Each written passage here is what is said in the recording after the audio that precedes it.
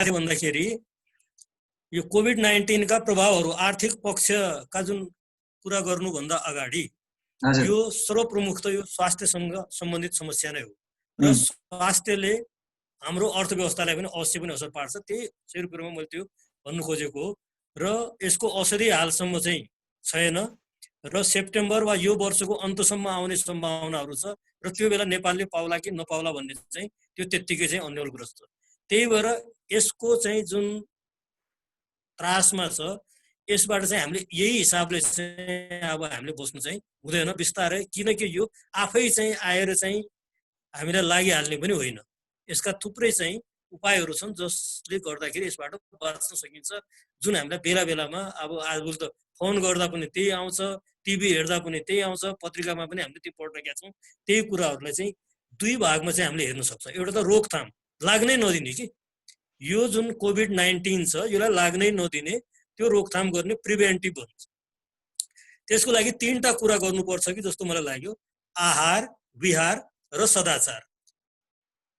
अस्ति डाक्टर साहबले पनि भन्नुभयो पौष्टिक आहारहरू खाने, जस्तो प्रोटिनको बढी मात्रा गर्ने, सन्तुलित पौष्टिक भोजनहरू खाने भनेर भन्नुभएको थियो उहाँले।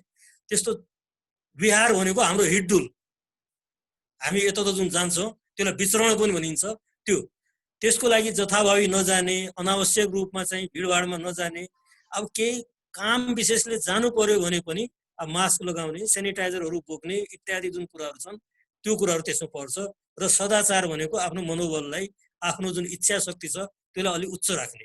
त्यही भएर यो आहार, विहार, सदाचार यो तीनटा कुराहरू चाहिँ यसको रोकथामका लागि, लाग्न नदिनका लागि चाहिँ अति चाहिँ अहिलेसम्म जानिएका चाहिँ प्रभावकारी उपायहरू। त्यसपछि अब त्यति गर्दा गर्दै पनि अब विभिन्न कारणहरूले चाहिँ अब मान्छेले कहिले हुलमुलमा जानुपर्छ, कहिले काहीँ हुनसक्छ, त्यस्तो एक्सिडेन्टल कुराहरू त हुनसक्छ। लागि नै हाल्यो भने के गर्ने भन्दाखेरि त्यसमा, किनकि अहिले हामीले त के जानेको छैन, त्यही भएर स्वास्थ्य कर्मीहरूको सल्लाह बाहेक अरू यसको कुनै उपाय पनि मैले चाहिँ देखेको छैन। त्यही भएर जुन राम्रो किसिमको स्वास्थ्य कर्मीहरू छन्, जुन तोकिएका ठाउँहरू छन् त्यहाँ हामीले जानुपर्ने हुन्छ।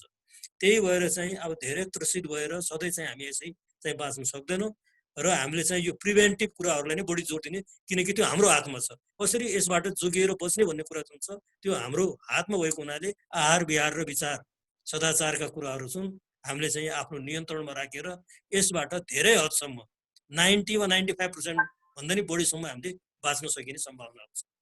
यो स्वास्थ्यसँग सम्बन्धित कुराहरू हो।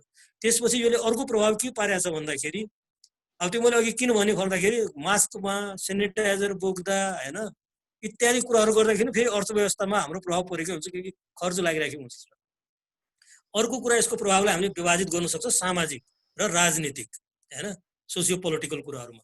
जस्तो सामाजिक व्यवहार, मान्छे देख्ने बित्तिकै कहीँ बाहिर जान्छ, हामी कहिले कुनै कामले के किन्दाखेरि पनि डराउनु पर्ने स्थिति भइसकेको छ। सबै अछुत छन् अहिले त, होइन।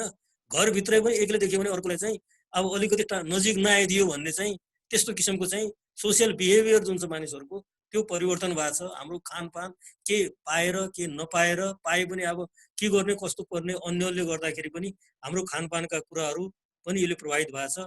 र थुप्रै अर्को एउटा चाहिँ प्रमुख यो जुन राष्ट्रवाद र विश्व बन्धुत्वको भावना, यो चाहिँ धेरै अगाडिदेखि चाहिँ अब बढिराखेको यो ग्लोबलाइजेसन, खास इकोनोमिक्समा हामीले के भन्छौँ भन्दाखेरि कुनै पनि कन्ट्री सेल्फ सफिसियन्ट आजको जमानामा हुन सक्दैन।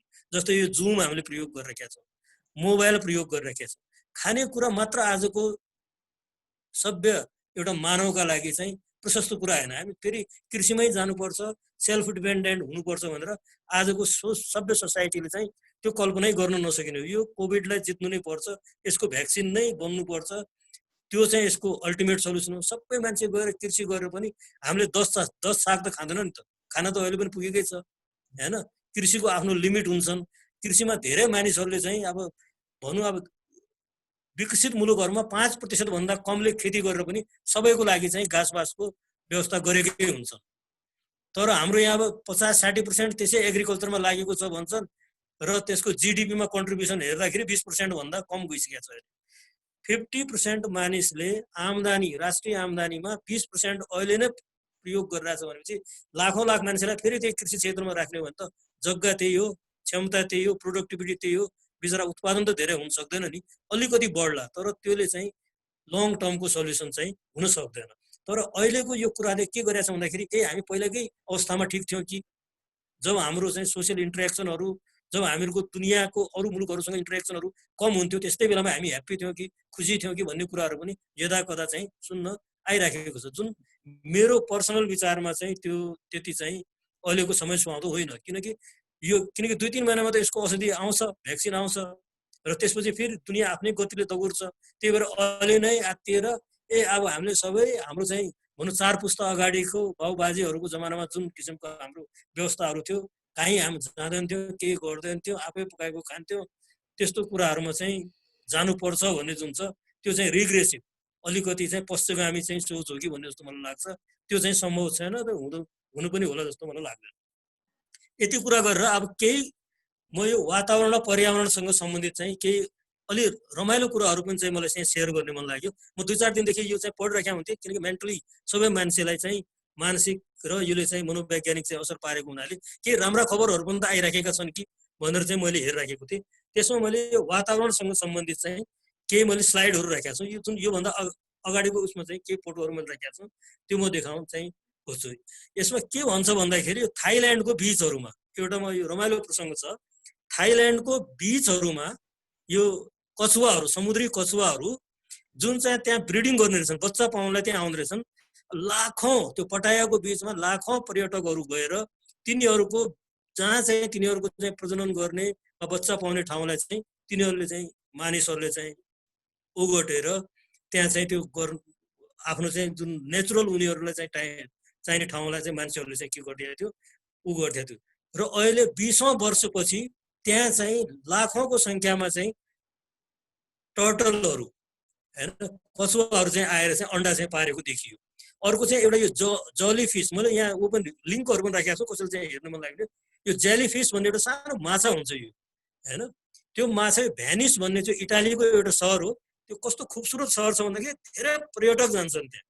दुवैतिर घर, बिचमा चाहिँ नहर, कि रोडको ठाउँमा नहर।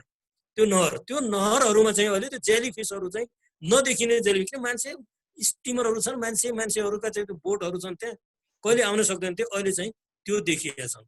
अर्को एउटा न्युज मैले त्यहाँ के राखेको छु भन्दाखेरि अर्थको ओजोन लेयर, जुन यो पराबैगनी किरणहरू, अल्ट्राभायोलेट रेजहरू जुन हाम्रो छालाको लागि, आँखाको लागि नुकसानदायक हुन्छन्, त्यो लेयरमा चाहिँ अब पालहरू नै पर्ने त्यस्तो समस्याहरू भएको छ।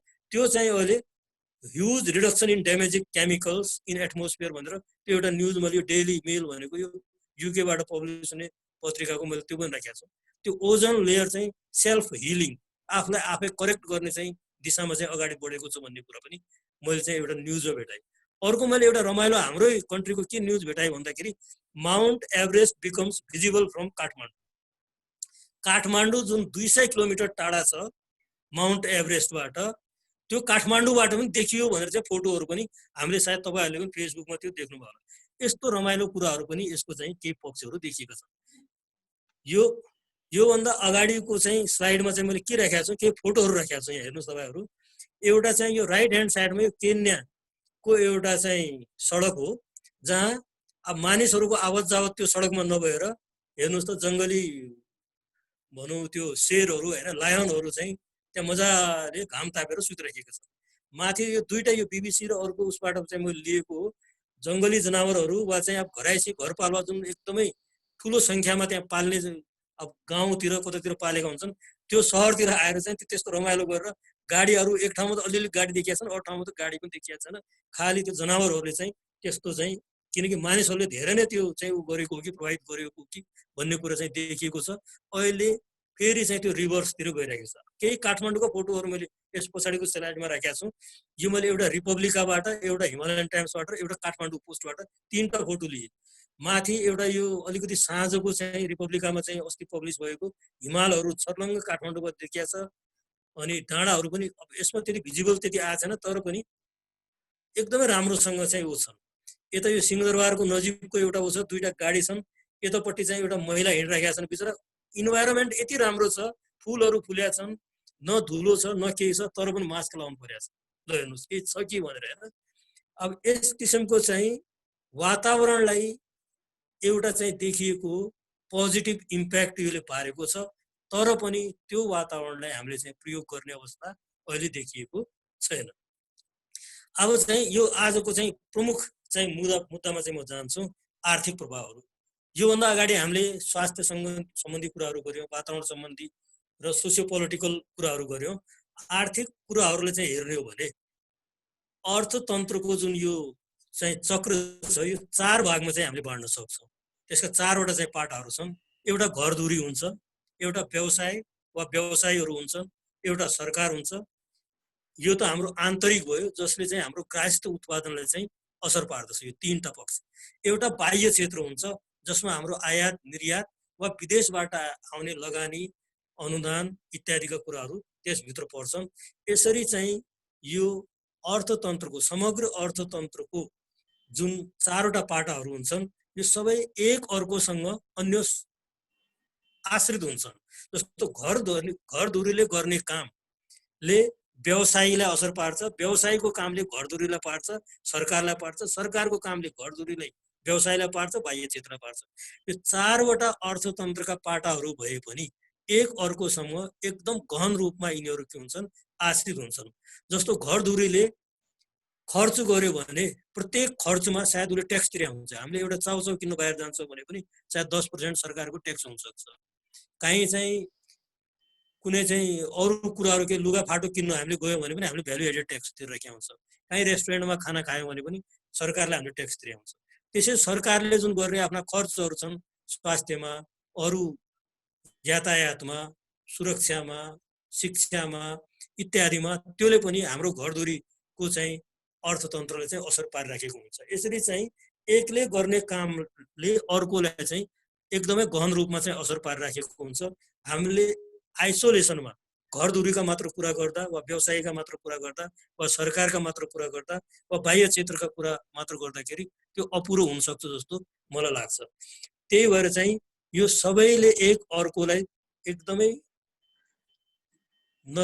राम्रो नराम्रोसँग जसरी पनि असर पार्न सक्ने हुनाले सबैका कामहरू एक अर्कोसँग चाहिँ आश्रित हुन्छ। अब व्यवसायमा म चाहिँ यो घर परिवारको कुराहरू गर्नुभन्दा अगाडि यो अर्को जुन 3टा क्षेत्र मैले यहाँ यो उसमा देखाएँ तिनीहरूको कुरा गर्छु, व्यवसाय, सरकार र बाह्य क्षेत्रको। त्यसपछि म फर्स्ट घरधुरीमा म जान्छु। नेक्स्ट स्लाइडमा व्यवसायमा के असर परेको छ त भन्दाखेरि जुन कि हाम्रो पनि व्यवसाय हो, घरधुरीको पनि व्यवसाय हुन्छ। अब क्षेत्रगत रूपमा हामीले यसलाई हेर्छौँ, जस्तो कृषि भन्छौँ, उद्योग भन्छौँ, सेवा भन्छौँ। एउटा समग्र अर्थतन्त्र धेरै जसो यसरी चाहिँ बाँडिया हुन्छ। कृषि क्षेत्र, कृषि, माछा माछल र पशुपालन भनेर गरेका छ हाम्रो यहाँ उद्योग हैन, जसमा साना उद्योग इत्यादि साना साना व्यवसाय पनि आउँछ। त्यसपछि सेवा उद्योग भन्छ जसमा पर्यटन सम्बन्धी सेवाहरू, वित्त जस्तो ब्याङ्किङ, इन्स्योरेन्ससँग सम्बन्धित सेवाहरू हैन, माइक्रो क्रेडिटसँग सम्बन्धित सेवाहरू, यातायात, रोजगार इत्यादिका कुराहरू आउँछन्। अब यो सबै कुराहरूलाई त असर परेकै छ अहिले। जस्तो कृषिमा असर परेको छ, उद्योगमा असर परेको छ, पर्यटनमा, वित्तमा, यातायातमा, रोजगारमा। यो मैले अब यहाँ भनिराख्नु पर्दैन।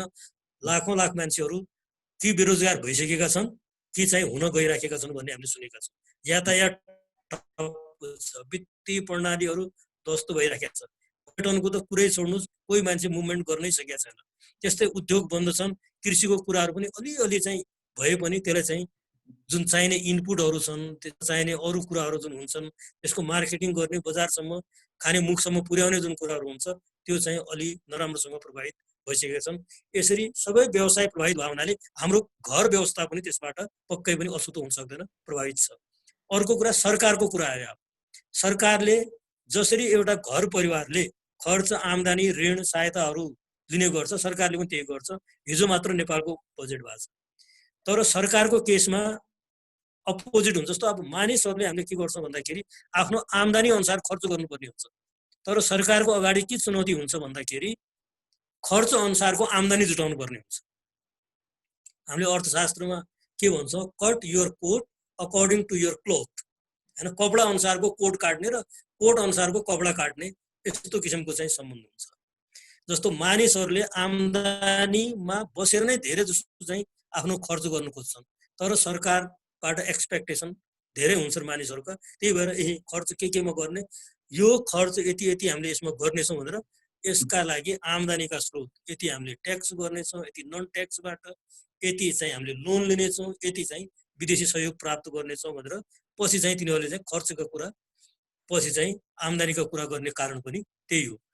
र अहिले सरकारको जुन खर्च, आम्दानी, ऋण, सहायता प्राप्त गर्ने जुन क्षमता छ त्यो सबैलाई चाहिँ नराम्रोसँग असर पारेको छ र प्राथमिकताहरू परिवर्तित भएका छन्। जहाँ खर्च गर्थ्यो पहिला त्यहाँ खर्च गर्नलाई पैसा छैन, किनकि अब थुप्रै नयाँ किसिमका जुन अनावश्यक किसिमको चाहिँ खर्च सरकारको अगाडि आइसकेको छ। त्यसले गर्दाखेरि सरकारको प्राथमिकताहरू परिवर्तित भएका छन्, जुन कुराले पक्कै पनि हामीहरूको घराइसी अर्थतन्त्रलाई पनि असर पार्दछ। र लास्टमा चाहिँ मैले चाहिँ यो घराइसी अर्थतन्त्रको कुरा गर्नुभन्दा अगाडि बाह्य फरेन, जसमा आयात निर्यात, विदेशी लगानी, ऋण, अनुदान इत्यादिका कुराहरू आउँछन्, यिनीहरूले पनि चाहिँ हामीलाई असर पारिराखेका हुन्छन्।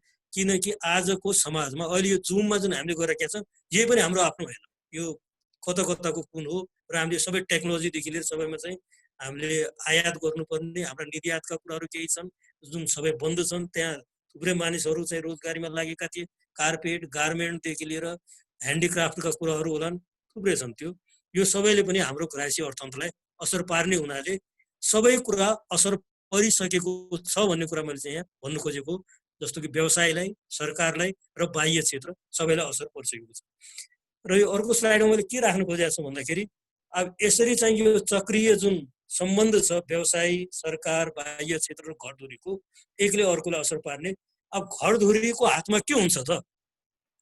हामी एज ए इन्डिभिजुअल वा एउटा घर परिवारको रूपमा हामीहरूको हातमा के कुराहरू हुन्छन् त? तीनटा मुख्य कुराहरू हुन्छन्। एउटा हाम्रो आम्दानी हुन्छ, अर्को खर्च हुन्छ, किनकि हामीले आफ्नो मेहनतले आम्दानीलाई बढाउन सक्ने, एकदमै लेजी भएर सुतिराख्यो भने आम्दानी घट्ने हैन, जागर चलाएर चाहिँ अलिक खेत खन्यो भने केही फलाउन सक्ने हुन्छ। त्यही भएर आम्दानी जति हुन्छ प्राय चाहिँ हामीहरूको मेहनतमा चाहिँ एउटा त्यो भर पर्छ। अर्को खर्च, आम्दानी गरिसकेपछि खर्च गर्ने डिसिजन प्राय चाहिँ हाम्रो हातमा हुन्छ। र अर्को के हुन्छ, प्राय सबै घरधुरी हाउस होल्डहरूको हातमा उत्पादनका साधनहरू हुन्छ। उत्पादनका साधन भन्नाले श्रम हुन्छ, पुँजी हुन्छ र अचल सम्पत्तिहरू छ, जग्गा जमिनहरू, घरहरू जसलाई भाडामा लगाएर पनि आम्दानी गर्न सक्छ, त्यो कुराहरू हुन्छ। यसरी यो तीनटा कुरासँग सम्बन्धित जुन डिसिजनहरू हुन्छन्, हाम्रा जुन निर्णयहरू हुन्छन् त्यो हाम्रो हातमा हुन्छ। र यो कुराको सेरोफेरोमा चाहिँ मैले यही कुराहरूलाई केही म कसरी भन्न चाहन्छु भन्दाखेरि आम्दानी असर परिसकेको छ, यो गडबड भएको छ, धेरैको गडबड नहुनेको गडबड भएको छ र अनिश्चित छ, र जसको केही नभएको छ भने भोलि के हुने भनेर तिनीहरू डराइराखेका छन्। किनकि बेरोजगारी बढेको छ, चल अचल सम्पत्तिको मूल्यमा चाहिँ ह्रास आएको छ, चाहे त्यो शेयर बजार होस्, चाहे घर होस्, चाहे जग्गा होस्, चाहे उनीहरूले उत्पादनका कुनै साधनहरू छन्। त्यही भएर हाम्रो आम्दानीले नराम्रोसँग असर पारेको छ। अर्को खर्च पनि प्रभावित भएको छ। यहाँ मैले एउटा चाहिँ यहाँ रमाइलो चाहिँ यहाँ प्रसङ्ग के राख्न खोजिरहेको छु भन्दाखेरि यो दुई किसिमको चाहिँ यो उपभोक्ताको व्यवहार जुन हुन्छ, जुन खर्च गर्ने हाम्रो व्यवहार हुन्छ घरधुरीको रूपमा, यो दुई किसिमका प्रभाव परेका छन् अहिले यो कोभिड-19ले। एउटा प्यानिक बाइङ जुन भनेको आपतकालीन खरिद वा आतंकित भएर किन्ने, अर्को चाहिँ रिभेन्ज बाइङ भनेर अहिले निक्लिएको छ, बदला वा देखाइदिने किसिमले चाहिँ खरिद गर्ने। यो केही फोटोहरू मैले यहाँ राखेका छु। यो चाहिँ के हो? प्यानिक बाइङ, आतंक वा चाहिँ एकदम आपतकालीन खरिदका हुन्। यो पहिलो स्लाइडमा केही चाहिँ अलिक व्यवस्थित मुलुकहरूका केही तस्बिरहरू छन् जहाँ मानिस लाइनमा लागेका छन्, प्राय सबैले मास्क लगाएका छन्, अलिकति दूरीमा छन्, तर पनि तिनीहरूले हेर्नुहोस् त कुनैमा चाहिँ टोइलेट पेपर भरि छ, कहीँ हेर्नु तरकारी कति भोलि चिउने भनेर मान्छेले त्यसरी चाहिँ एकदमै अन्यलग्रस्त भएर चाहिँ त्यसरी लाइन लागेर चाहिँ किनेको देखिन्छ। तर अर्को स्लाइडमा हेर्नुहोस् त फेरि हाम्रो जस्तो देश जुन धेरै छ, भारतको होला सायद, मैले यो कहीँ स्लाइडहरूबाट लिएको हो, त्यहाँ हेर्नुहोस् मान्छेहरू धेरै ठाउँमा त मास्क पनि छैन, एकदम एक अर्काको नजिकमा छन् र तिनीहरू चाहिँ किनमेल गरिराखेको छ। यो प्यानिक बाइङको दृश्य हो जुन चाहिँ काठमाडौँमा पनि हामीले देख्न सक्छौँ। यस किसिमको चाहिँ असर पारेको छ। अर्को चाहिँ रिभेन्ज बाइङ, एउटा चाहिँ रमाइलो अस्ति चाहिँ मैले थुप्रै यो वर्ल्डको चाहिँ न्युजहरू चाहिँ सुनाएको थियो। यो रिभेन्ज बाइङ भनेर चाइनामा 2 महिनाको लकडाउन पछि जब वुहान र बीजिङमा बजारहरू बिस्तारै खुल्यो, यो एउटा फ्रान्सको एउटा लग्जरी आइटम बनाउने कम्पनी छ हर्मेस भन्ने, HERMES। त्यो कम्पनीले थुप्रै आइटमहरू बनाउँछ, तर त्यसमध्ये ब्यागहरू, यो धेरै लेडिज ब्यागहरू जुन एकदम महँगो, एउटा ब्रान्ड त त्यसको $5000 भन्दा घटीको कुनै ब्यागै रहन्छ। मैले पछि त्यो खोज्दाखेरि, र एक दिनमा त्यो लकडाउन खुलेको एक दिनमा 2.7 मिलियन, झन्डै झन्डै $27 लाख बराबरको हर्मेसको प्रोडक्ट एउटा सिटीमा चाइनामा चाहिँ बिक्री भयो। अब मान्छेहरू के छन्, थुनिएर 2-3 महिनादेखि किन्नु पाएको छैनन्, अनि उनीहरूसँग पैसा छ भने पनि भोलि लगेर के जानु छ र भनेर तिनीहरू त्यस्तो किसिमको रिभेन्ज बाइङ पनि गर्न सक्ने सम्भावनाहरू पनि देखिरहेछ भनेर चाहिँ अहिले त्यस्तो एनालाइसिसहरू पनि आउन थालेछ। बदलाको भावना देखाइदिने, अब यो के पनि हुनेवाला छैन, अब यसरी चाहिँ बाँच्नु भन्दा त खर्ची गरौँ भनेर भोलि लकडाउन खुलिहाल्यो भने थुप्रै मानिस अब त्यस्तो पसलमा जान सक्लान् कि भन्ने पनि देखियो। त्यही भएर यो प्यानिक बाइङ र रिभेन्ज बाइङका कुराहरू पनि देखिरहेछ उत्पादनका साधनहरू। अब म यो राखेर चाहिँ लास्टको अब एउटा स्लाइड मात्र मेरो छ यो, यसमा चाहिँ म 2-3 मिनट मात्र कुरा गरेर के गर्नुपर्छ त। आम्दानीको कुरामा हामीले चाहिँ अघि मैले भने घटबड भएको छ, हामी आत्तिएका छौँ, धेरैले रोजगार गुमाएका छन्, वा जसको रोजगार छ भने पनि त्यसमा चाहिँ अब कम तलब पाउने सम्भावनाहरू छ, इत्यादि कुराहरू छन्। यस्तो परिस्थितिमा आम्दानीलाई कसरी घट्न दिने वा चाहिँ स्थिर राख्ने वा बढाउने, यो चुनौती हाम्रो सामने छ। अब यो कुरालाई त नयाँ सोच, नयाँ काम, नयाँ स्रोत इत्यादि खोजेर नै हामीले गर्न सकिन्छ। र यो स्थिति सधैँ रहँदैन भन्ने कुरा हामीले पक्कै पनि आफ्नो मनमा राख्नुपर्छ।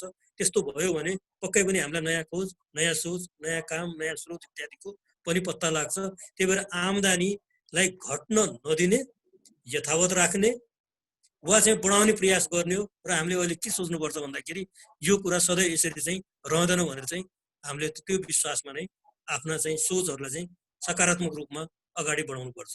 र अर्को खर्च, अघि भने जस्तै अत्तालिएर हैन वा मात्तिएर, किनकि अत्तालिएर हामीले खर्च गर्दाखेरि डेट एक्सपायर भएको कुरा वा घरमै ल्याएर पनि 2-3 महिनापछि त्यो एक्सपायर हुने सम्भावना बढी हुन्छ। त्यस किसिमले चाहिँ अहिलेको यस्तो महामारीको अवस्थामा अत्तालिएर खर्च गर्नुपर्ने चाहिँ आवश्यक चाहिँ मैले देख्दैन। त्यही भएर धेरै नआत्तिने र चाहिँ भोलि लकडाउन खुल्ने बित्तिकै पनि धेरै दिनदेखि दबिएका जुन हाम्रा आकाङ्क्षाहरू छन् त्यसलाई एकैचोटि हामीले गएर चाहिँ बजारमा खर्च गरिहाल्नुपर्छ, किनिहाल्नुपर्छ भनेर पनि चाहिँ त्यो गर्नु हुँदैन। त्यही भएर अत्तालिने होइन र माथितिर त्यस्तो रिभेन्ज बाइङको कुरातिर पनि हामीले लाग्नु हुँदैन। र उत्पादनका जुन साधनहरू अघि मैले भने, श्रम छ हामीसँग, पुँजी छ वा जग्गा जमिन छ इत्यादि छ, त्यो सबैको अधिकतम विवेकपूर्ण प्रयोग कसरी गर्ने। अब मान्छेहरूले फोटो राखिरहेका हुन्छन् फेसबुकमा, कहिले खुसी पनि लाग्छ, कसी खेती, कसैले गोलभेडा उमारिरहेछन्, कसैले खुर्सानी उमारिरहेछन्, तर त्यो दीर्घकालीन समस्याको समाधान त होइन। किनकि मान्छे त्यसरी नै अहिले जति फुर्सद भएका चाहिँ सधैँ चाहिँ हुन सक्दैनन् र यो सधैँ त त्यस्तो चल्दैन। तर अहिलेको समयलाई सदुपयोग गर्नका निम्ति भएर पनि त्यस किसिमको चाहिँ आफूसँग भएका स्रोतहरूलाई कसरी चाहिँ प्रयोग गर्ने, आफूसँग भएको समयलाई कसरी प्रयोग गर्ने, त्यो कुरालाई चाहिँ हामीले अधिकतम विवेकपूर्ण तरिकाले चाहिँ प्रयोग गर्नुपर्छ। चाहे त्यो हाम्रो श्रम नै होस्, केही खुर्सानी गोलभेडा छतमै उत्पादन गर्न सक्यो भने पनि त्यो राम्रै हो।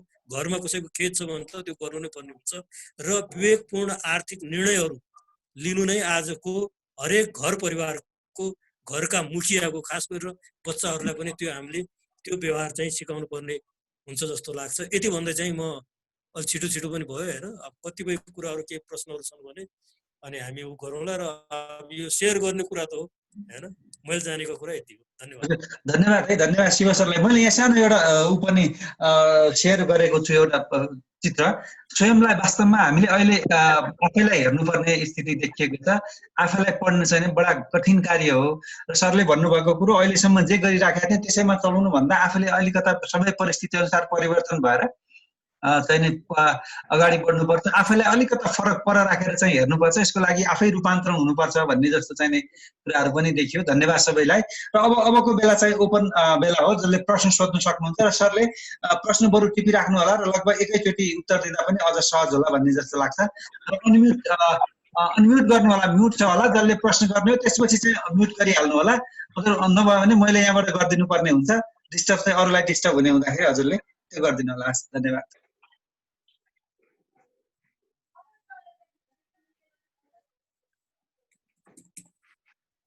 हजुर हजुर हजुर प्रश्न सोध्न लाग्नु भएको कसैले प्रश्न सोध्दा हुन्छ एकदम छोटोमा 10 मिनेट मात्रै बाँकी छ हाम्रो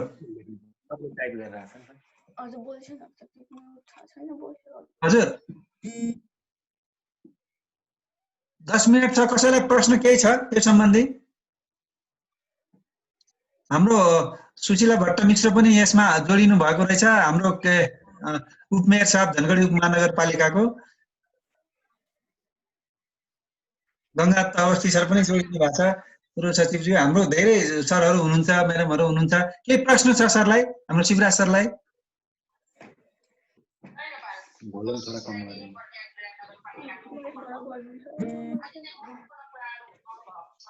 प्रश्न नभए अरूले आफूले जानेको कुरा शेयर गरे पनि हुन्छ नि हैन घराइसी अर्थ त आफूले थाहा पाएको कुरा हो नि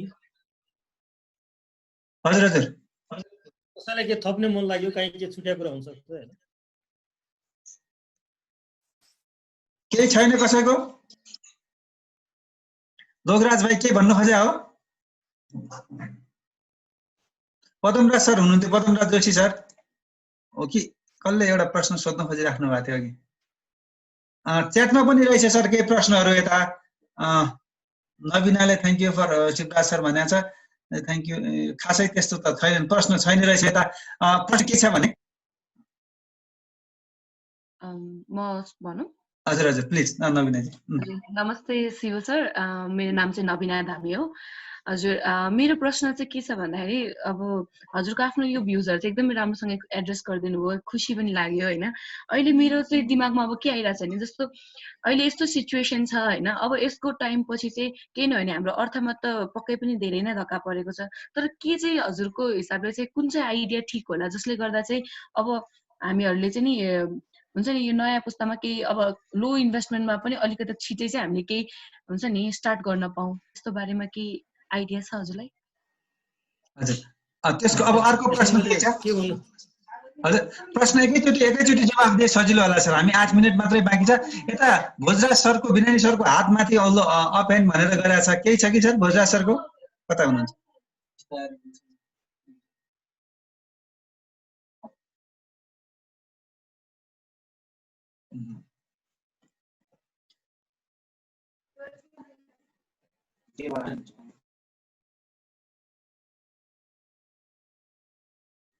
भोजराज सरले पनि अब हात माथि गरेको अरु कसैको छ केही प्रश्न भोजराज सर केही छ प्रश्न अनम्युट गर्नु म्युट गर्नु पर्यो सर यो अनम्युट भएको छ एकैछिन आफै गर्नु त अझ भएन सुनिया छैन सर अनम्युट गर्नु सुन्यो अब सुन्यो फेरि हजुर सुन्यो हैन यो म थोरै राखिहालेँ यो अहिले यो पेन्डेमिकले हाम्रो चाहिने सिक भएको इकोनोमीलाई अथवा यो रोजगारीलाई हामीले कसरी चाहिने गर्न सक्छौं यसलाई अहिले यसलाई यही पिरियडमा केही छ कि सरसँग भनेर आइडिया मात्रै राख्नु अरु कसैको केही छ कि तपाईँ भोजा सरले उत्तर दिँदै जानु कि आउँदै गर्ला सर टाइम म्यानेज गरौँ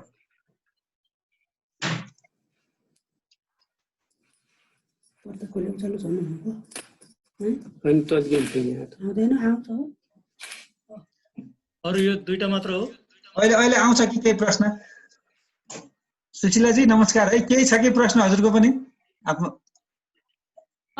नमस्ते अम्बाजी सबैलाई नमस्कार म ढिला पनि भए र मैले सबै कुरा सुन्न पनि पाइनले त्यो भएर अहिलेलाई मैले केही क्वेशन राख्न सक्न अलि ल हस् तपाईको पनि क्लास हुन्छ कि 1-2 दिन पछि है त ल हस् हजुर अब भन्नु सर शिवराज सर धन्यवाद है यो दुईटा प्रश्नहरु चाहिँ मैले चाहिँ पाए एउटा चाहिँ त इम्प्लोयमेन्ट सँग रिलेटेड अर्को चाहिँ स्टार्टअप के चाहिँ गर्न सकिन्छ त यस्तो अवस्थामा भन्ने हजुर दुईटै समसामयिक छन् हुन त यस्तो अन्यलको अवस्था छ कि जुन मान्छेले चाहिँ धेरै इन्टरेक्ट गर्छ म त अब 2 महिनादेखि चाहिँ घरभित्रै लकडाउन छु हैन भनौँ अब अर्थमन्त्री वा भनौँ अब देशको नै जसले चाहिँ अब गर्छन् वा चाहिँ विश्वकै जुन एकदमै एक्सेस इन्फर्मेसनमा भएका मान्छेहरू पनि एकदमै प्रेडिक्ट गर्न सक्ने अवस्थामा छैनन्। मेरो एकदम पर्सनल चाहिँ फ्र्याङ्क चाहिँ भ्यू भन्ने हो भने के गर्ने भन्ने किसिमको चाहिँ अन्यल एकदमै कायम छ। यस्तो अन्यलको अवस्थामा पहिलो सल्युसन त एकदमै ब्रोडर रूपमा, जस्तो अब म इन्डिभिजुअल कुरामा पछि जाउँला, जस्तो तपाईँको कुरा वा कुनै एउटा व्यक्तिको कुरा चाहिँ पछि जाउँला, तर एउटा मुलुक वा विश्वकै रूपमा चाहिँ हेर्ने हो भने यसको उपाय त के छ भन्दाखेरि अहिले अर्थतन्त्रलाई यसरी चाहिँ लामो समयसम्म बन्धक बनाएर नराख्ने, अघि भने जस्तै प्रिभेन्टिभ, यो रोग आफै उडेर कसैलाई लागिहाल्ने, यदि हामीले सोसियल डिस्टेन्सिङ, भिडभाडमा नजाने, जानै पर्यो भने पनि मास्क लगाउने र प्रपर जुन किसिमका चाहिँ अब मेडिकल एक्सपर्टहरूले हामीलाई भनेका कुराहरू छन् तिनीहरूलाई हामीले पूर्ण रूपमा पालना गर्यो भने यसबाट बाँच्न सकिन्छ। 95% भन्दा बढी एक किसिमको ग्यारेन्टी छ। त्यही भएर धेरै क्षति भइसकेका छ, धेरै मान्छेले चाहिँ रोजगार चाहिँ यसबाट गुमाएका छन् र यो त्यस किसिमका चाहिँ मान्छेहरूलाई चाहिँ एजुकेट गर्न सक्यौँ हामीले र अर्थतन्त्रलाई यसरी लामो समयसम्म 2 महिना धेरै भइसक्यो, ल केही दिन अझै धानिएला हैन, मान्छेहरू खान पाउलान्, अझै भुकमरीले नमर्लान्, तर लामो समयमा त 6 जना मरेका छन् अहिलेसम्म नेपालमा। अस्तिको एउटा रुकुमको घटनाले 6 जना मरेका छन् त्यहाँ पनि। त्यसरी हेर्ने हो भने यो धेरै ठुलो होइन। अस्ति चाहिँ मैले एउटा चाहिँ यस्तै वेबिनारमा चाहिँ गरिरहेको थिएँ, त्यहाँ प्रश्न चाहिँ कस्तो आयो भन्दाखेरि 2015 सनको चाहिँ भुइँचालो ठुलो कि यो ठुलो, त्यसमा 10,000 मान्छे मर्यो नि उसरी नेपालको त। अब धेरै मान्छेहरूको भनाइ के थियो कि यो ठुलो, तर कसै मान्छेको भनाइ के पनि थियो कि त्यहाँ मान्छेहरूको क्षति त त्यहाँ बढी भयो नि, तर त्योले एउटा सीमित क्षेत्रमा सीमित समयका लागि असर पारेको थियो र मान्छे त्यसमा नै त्रसित नै थिए। तर अहिले त त्यो हिसाबले हेर्ने हो भने त ह्युमन क्याजुअलिटी त कम भएको छ नि। तर हामीलाई कस्तो लागेको छ भन्दाखेरि यो त डराएर पनि हामीले धेरै गरेको छ कि जान चाहिँ गइहाल्छौँ हामी भिडभाडमा, त्यहाँ बोर्डरबाट मान्छे आएको चाहिँ हेर्ने हो भने न बिचरासँग मास्क छ, न के छ, न खाने पाइन्छ, एउटै ठाउँमा यसरी पानीमा यसरी हातमा चाहिँ गड्डा जग्यो सिमानामा। हिजो मात्र मैले कान्तिपुरमा हेर्दा त्यस किसिमको बिजोग छ। योलाई यसरी नै अर्थतन्त्रलाई यसरी बन्धक बनाएर धेरै लामो समयसम्म राख्नु हुँदैन भन्ने चाहिँ नै यो सल्युसन हो। रोजगार आफ्नो गतिमा आफै आउँछ। र अर्को इन्डिभिजुअलको कुरामा यदि लिने हो भने त्यो बहिनी नवीनाले चाहिँ सोधे जस्तो थियो, आफ्नो सिप अनुसारको अब मैले अब अहिले तत्कालै चाहिँ उ गर्न सक्दैन, तर यस्तो अवस्थामा पनि हरेक मान्छेको आफ्नो क्षमताहरू हुन्छन्, आफ्नो सिप हुन्छ, आफ्नो योग्यताहरू हुन्छन्, त्यो अनुसारको उसले काम गर्न सक्ने हुन्छ र व्यक्ति व्यक्ति अनुसार यो फरक हुन सक्छ। र कसैले एउटा गुरुमन्त्र दिएर यो नै चाहिँ गर भनेर चाहिँ भन्दाखेरि त्यो नहुन सक्छ। त्यो व्यक्तिको क्षमतामा चाहिँ आधारित भएको हुनाले, त्यसमा चाहिँ निर्भर हुने हुनाले चाहिँ आफ्नो व्यक्तिगत क्षमता अनुसार त्यसको लागि सल्लाह लिन सकिन्छ होला। त्यस्ता केही फर्महरू यहाँ पनि छन् होला हैन, त्यो नै चाहिँ उपयुक्त उपाय हुन्छ कि जस्तो मलाई लाग्छ। र अन्तमा म के भन्छु भन्दाखेरि धेरै अहिले नै आत्तिहाल्ने, अहिले नै मैले व्यवसाय सुरु गर्नुपर्छ भन्ने कुनै जरुरी पनि छैन। अझै 1-2 हप्ताले के ठुलो फरक पर्ला जस्तो मलाई लाग्दैन। रोजगारीको कुरो नभए चाहिँ अहिले चाहिँ तत्कालै चाहिँ गर्नुपर्छ भन्ने पनि त्यति जरुरी नहोला। केही दिन कुरेर पनि आफ्नो नयाँ बिजनेसलाई अलि राम्रोसँग बुझेर चाहिँ सुरु गर्न सकिन्छ कि जस्तो चाहिँ मलाई लाग्छ। ओके, भोजराज सरले चाहिँ सोध्नु भएकोमा अब हुन्छ त्यो जवाफ आइसक्यो होला। अब धन्यवाद सबैलाई। यसो अब हाम्रो समय लगभग 1 मिनट भित्र बाँकी नै छ। यो हाम्रो मानसिक स्वास्थ्य सम्बन्धी, मनोविज्ञान सम्बन्धी, पोषण, सन्तुलित पोषण सम्बन्धी, तनाव व्यवस्थापनदेखि लिएर अरू 4-5 वटा विषयमा हामी निरन्तर रूपले यसरी नै गरिराख्छौँ। अब सोमबार 2 बजे अर्को मिटिङ हाम्रो यसरी सेयरिङ सोमबार 2 बजे हुन्छ। यहाँलाई कुनै तरिकाले पनि इन्भिटेसन आउन सक्ला, हामीले त्यो पठाउने छौँ। र सबैको सहभागिताको लागि विशेष धन्यवाद सहभागी हुनु भइदिएकोमा। र हामीले सबैको प्रश्न सबैसित राम्ररी चिन्जान पनि गर्न पाएनौँ, किनभने समय अर्कोचोटि सम्भवतः हामी लामैसँग बिचमा नकाट्ने तरिकाले अलिकति टाइम म्यानेज गरेर आउनेछौँ। र यति भन्दै तपाईँको समयको र तपाईँको उपस्थितिको लागि सबैलाई हार्दिक धन्यवाद। फेरि पनि यसरी सहभागी भइदिनु हुनेछ भन्ने अपेक्षा हामीले लिएका छौँ। धन्यवाद।